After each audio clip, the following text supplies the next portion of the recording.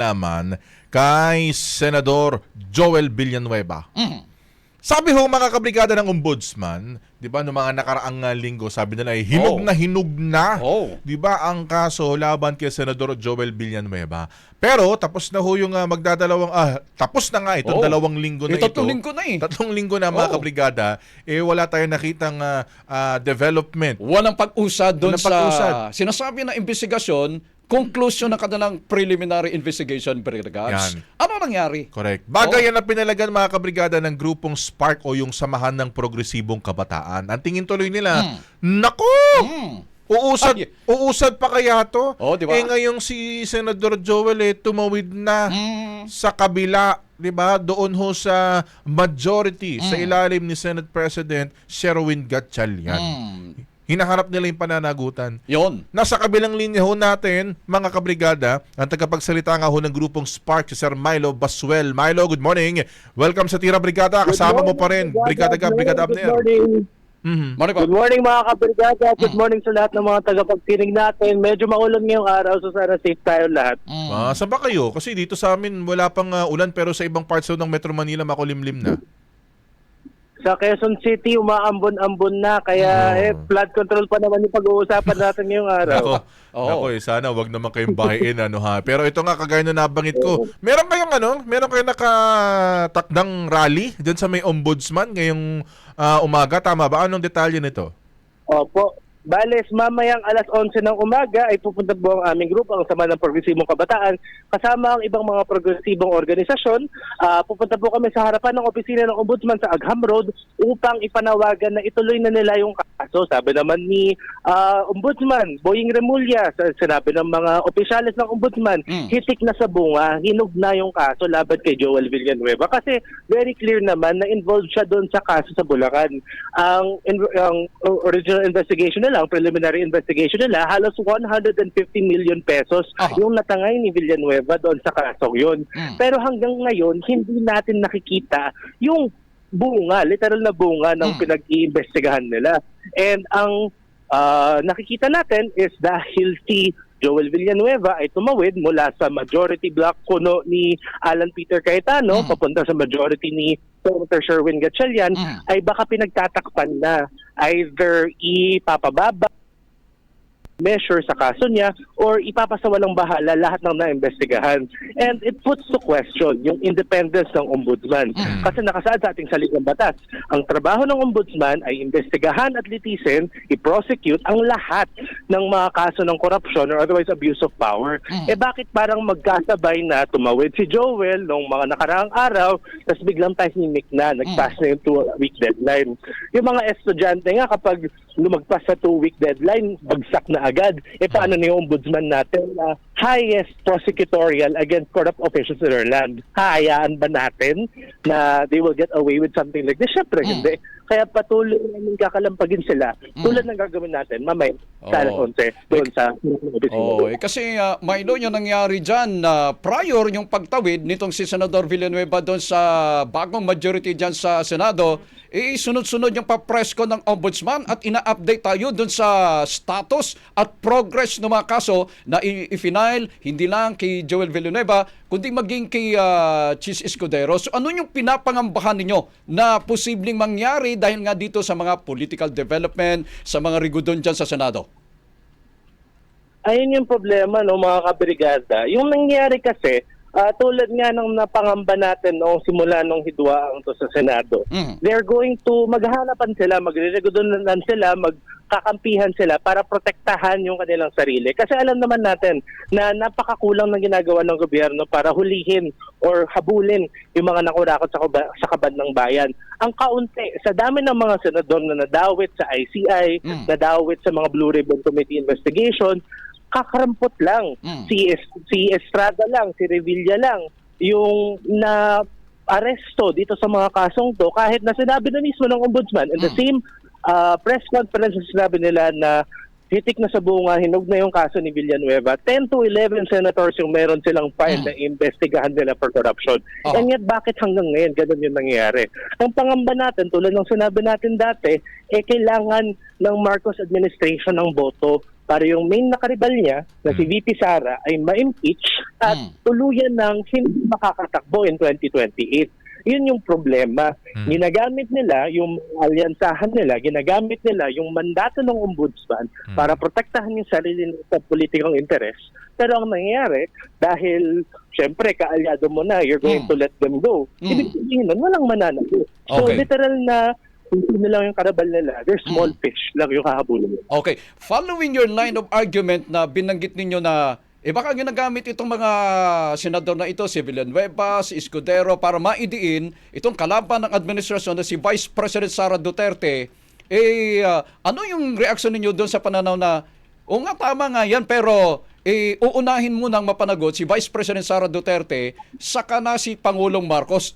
Agree ba ang grupong Spark na kumbaga ito muna yung mauuna, ito yung susunod? Hindi ba pwedeng magkasabay na papanagutin itong mga sangkot sa korupsyon ng mga opisyal ng gobyerno? Pinapabulanaan naman yung sinasabi na dapat one or the other ang dapat mauna. Ang totoo niyan kasi, pareho sila nakikinabang sa sistema natin ngayon. Yung mga Duterte nakinabang sa confidential funds, ang mga Marcos nakinabang sa sarili nilang cut sa flood control. Not to mention yung kasaysayan ng pamilya ng Marcos. Kung saan sila yung namuno sa bansa in a dictatorial fashion nung panahon ng martial law. So pareho silang liable, pareho silang kurakot, pareho silang galing sa mga pare-parehong pamilya, pare-parehong dinastiya. So sa amin sa Spark, sinasabi namin, hindi dapat paliban ang paglaban para sa accountability at para sa hustisya dahil lang sa kakarampot na interes. Kasi ang mangyayari niyan, nagiging oportunista tayo. Ginagamit natin yung mga taong alam nating kontra tayo para lang maabot yung goal na kung sa totohanan lang, kung kaya naman natin na pareho silang usigin, pareho silang litisin at pareho silang panagutin. So mali yung sinasabi ng ilang grupo na dapat hinahirayan muna natin kay Marcos kasi sila mismo alam nila na involved din dito yung presidente natin sa pangungurakot ng kaban ng bayan ever since sa panahon pa ng tatay at nanay niya. And therefore siya rin dapat ding managot. Okay. At maliban nga kay Senador Joel Villanueva, di ba? Ito naman kay Senador Chis Escudero na nung mga nakaraan din, meron na mga developments. Sa palagay ba ninyo, ano rin to? Kumbaga ba, maaantala rin dahil nga silang dalawa, di ba? Yung lumipat dyan sa majority block ngayon sa Senado. Oo, yun nga nakaka-pressure isipin or nakaka-concern isipin. Dismayado yung sinasabi din ni Senator Lacson na baka si Cheese muli ang magtayong impeachment officer. Naalala natin yung nangyari here. Noong siya ang tumayong Senate President, siya rin yung naging presiding officer ng impeachment, ay hindi na natuloy yung kaso sa impeachment kay VP Sara.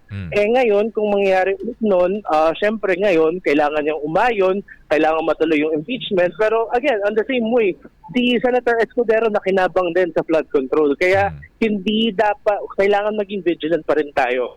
Kahit nasabihin natin na ibig sabihin na to, gumagana ulit yung Senado, meron ng proper majority na kayang hindi na sila mag-aaway, hindi na sila maghahanap ng hotel para gumawa ng sariling hearing, opportunista talaga itong bagong block. Wala siyang prinsipyo, wala siyang hindi prinsipyado yung mga miyembro na to. Welcome yung mga kurakot, babalik ta rin lang nila yung mga kaso para lang makakuha ng boto. So dapat tayo bilang mga mamamayan ay maging mausig din tayo, maging mapagmatyag tayo dito sa nangyayari sa gobyerno. Kasi otherwise, baka bilugan na naman tayo ng mga kurakot na ng gobyerno. Okay. Dahil ito nga si Senador Joel Villanueva, itong si Senador Chis Escudero ay nasa panig na, Sir Milo, ng bagong majority dyan sa Senado. Ano pang panawagan ninyo? Ano pang expectation ninyo sa bagong majority? Kasi sinasabi nga nila, eto na, seated na, may 13 votes na. Kumbaga, legitimate na yung presidency ni Win Gatchalian dyan sa Senado. Ano yung mga expectations ninyo ngayong maayos na yung paglalagay, pagluklok sa pwesto ng mga opisyal dyan sa Senado? Actually, nakakabahala din mga kabrigada na nung nag-special session sila kahapon, ay may mga bill sila na napasa dun sa third reading.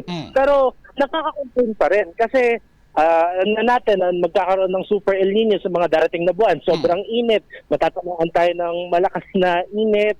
Mamamatay yung mga inaani ng ating mga magsasaka. Mahihirapan yung mga manggagawa at kabataan sa mga syudad. Pero wala pa rin naka-line up na legislative agenda para doon.